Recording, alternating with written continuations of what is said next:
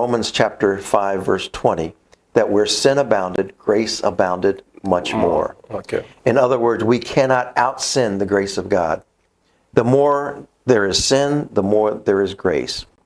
That does not give us an excuse to sin. Because if you read the next chapter, Romans chapter 6, Paul is answering that objection. Oh, then we can sin? And Paul says, no, you should not sin because you have a new master, you have a new identity, you have a union with Christ, you have the Holy Spirit, and there are consequences to our sin. We can go, it's like going back and living in death instead of in life. When you preach like this, or when you teach like this, are you not making grace cheap? You know, that's a good question because I'm sometimes accused of preaching cheap grace, and that's how I know I'm preaching the good gospel. When Paul preached grace, he was persecuted by all the legalists. Okay. They thought he was preaching against the law. They thought he wasn't preaching the true gospel. And that's why he had to answer those objections in Romans chapter 6. He's saying, no, grace doesn't teach us to sin. It motivates us to serve God.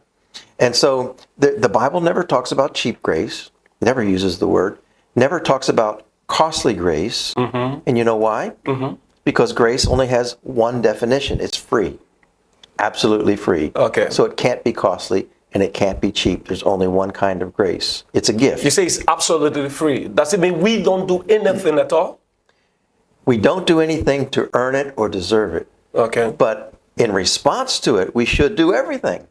Oh, in response, we do everything. So, everything like... When we talk about good works do not help us deserve grace.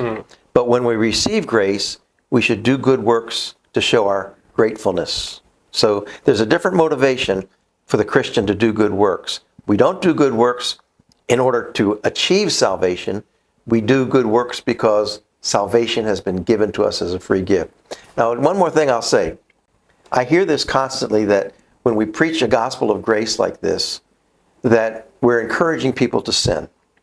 And yet I have never found one example of anyone I know who has used grace as an example to sin.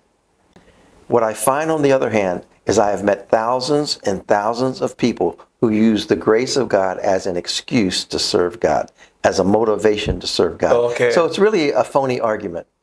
It's a phony argument.